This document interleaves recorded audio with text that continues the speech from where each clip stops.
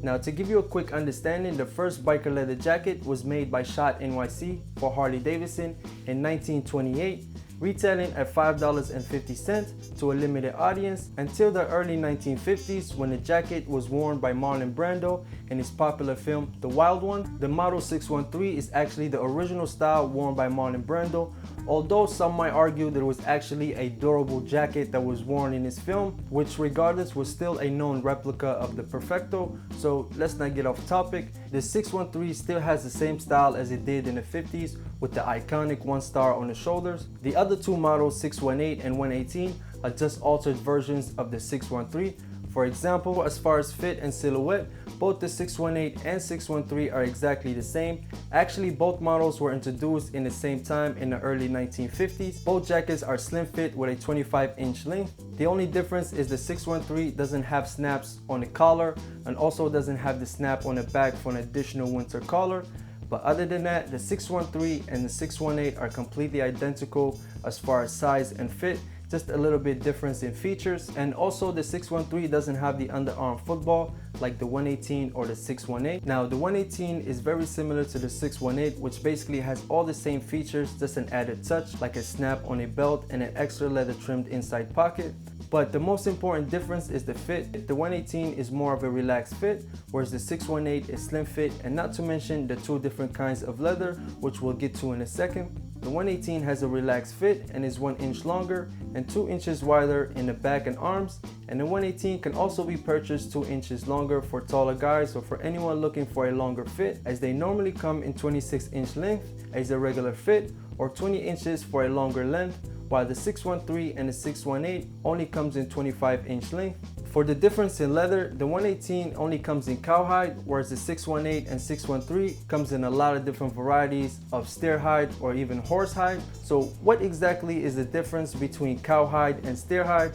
As you already know, a cow is a female cattle and a steer is a male cattle. Steerhide has a tight grain structure, giving the hide a stiff feeling that takes quite some time to break in, compared to cowhide being soft and supple and feels comfortable from day one.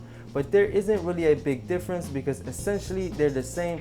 The only difference is steerhide has special treatments and special waxes which enhances the tight grain structure, but in reality they're pretty much the same. They just give them different kinds of waxes and treatment. Not to mention the 618 being stiffer is also more water repellent. Although both jackets have the same thickness in leather, the 618 steerhide is stiff and can feel heavier than the 118 cowhide. But when weighing the jackets, I got about the same weight at 2 pounds for the 618 and 2.5 pounds for the 118.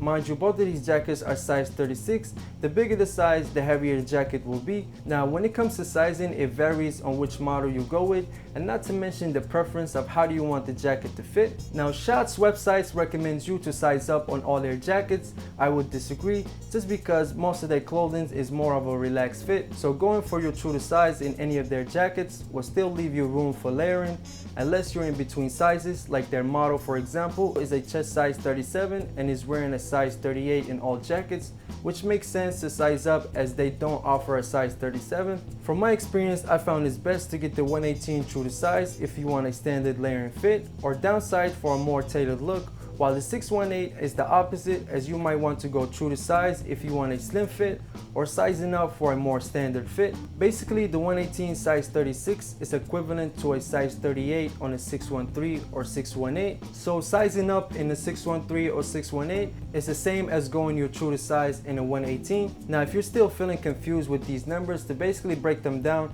the 618 and the 118 have similar numbers.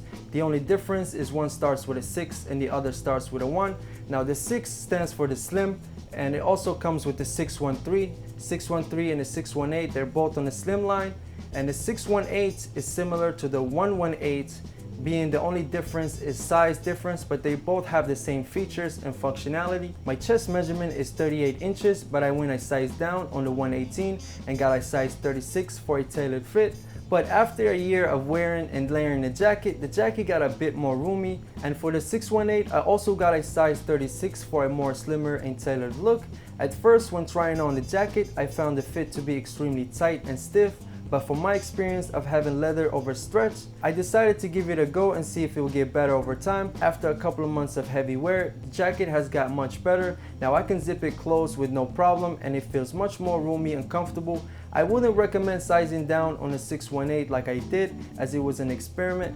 Although it hasn't fully broken in yet, it still fits much better and comfortable. Now you can find plenty of used Perfectos on eBay, and most of those listings you'll find they come from Japan, because the Perfectos are more popular in Japan and Europe. But when it comes to the Perfectos, they tend to change up over the years. Some might get slimmer, looser, longer, all types of changes can occur, so don't expect the same fit for an older Perfecto. Some 118s can be found in a slim fit, especially from the late 70s and early 80s, but in my opinion, of having bought a used 118 in a brand new 618, I love the experience of breaking in the 613 to a custom fit. I would recommend purchasing a brand new one for a full experience, or you can buy a nice used vintage jacket with beautiful patina. Either way, you can't go wrong with the Perfecto. Alright guys, that wraps up this video. If you enjoyed this video, make sure to hit that thumbs up. It really helps out this channel.